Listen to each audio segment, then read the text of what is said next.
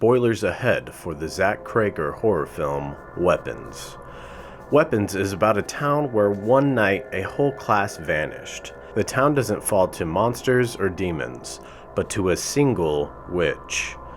From voodoo rituals to salt lines, dream stalking, and even parallels to the ancient tale of the Pied Piper, Weapons is packed with layered folklore and occult symbolism. The introduction of the witch shows that she is sick and dying, but much like a parasite, she uses her own kin to her benefit with witchcraft and specifically voodoo rituals. These spells function like life force siphons, draining the energy of those closest to her. Her family members begin to wither, become glassy-eyed, and eventually fall into zombified obedience.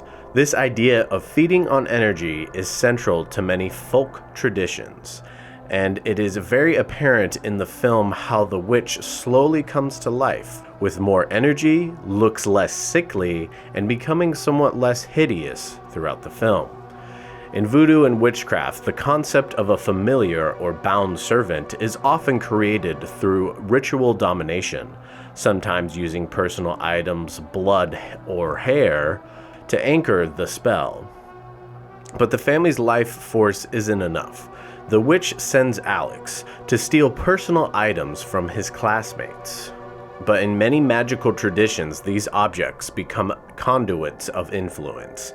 This is known as sympathetic magic, the belief that you can affect a person through something that was once theirs. Even more chilling is her use of hair, perhaps the most potent personal link to folk magic. With it, she marks victims for death, tying their essence to ritual killings and hexes. This is one of the most obvious spells in the film. When she gets some of your hair, she ties it to a twig with her own blood and breaks it, causing those already afflicted by her spells to try and kill the person at all costs. Throughout the film, the witch appears in dreams and glimpses. This isn't just cinematic flair, it's a nod to a real-world psychic practice known as remote viewing. Remote viewing is the supposed ability to see distant people, places, or events without being physically present.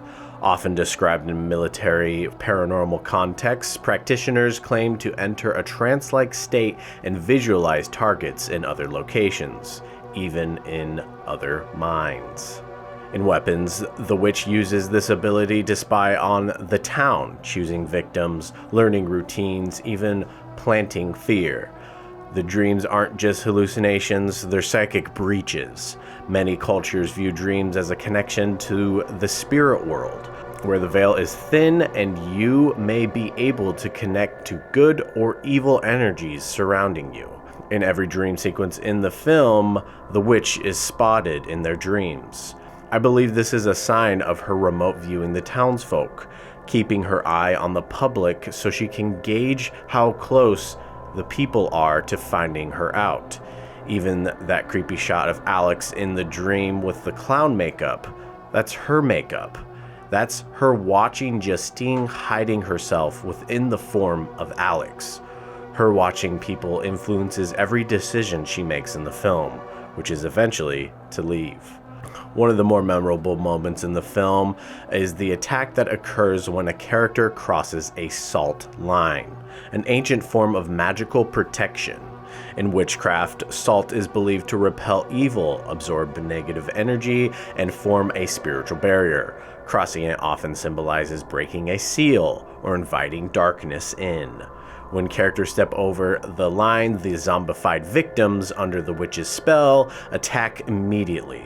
This is a protection spell that she set for herself to use her guard dogs, if you will. There's another layer in Weapons, a parallel to the legend of the Pied Piper. The Pied Piper of Hamelin was a mysterious figure who lured away rats, and then children, from a town that refused to pay him for taking care of their rat problem. Dressed in bright, colorful clothing, he used music to entrance the young and led them to their disappearance, firstly bringing them to a cave where they dwelt until they disappeared. The witch in Weapons wears bright colors, a strange choice for horror, unless it's intentional.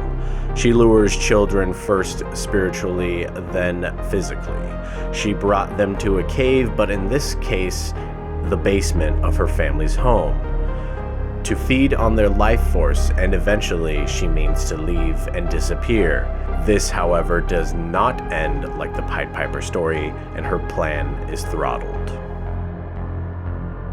Please like and subscribe if you want to see more content like this. Comment below if you think I may have missed anything within the film, any other rituals or anything like that. Let me know what you thought of the film. I personally was a big fan of it.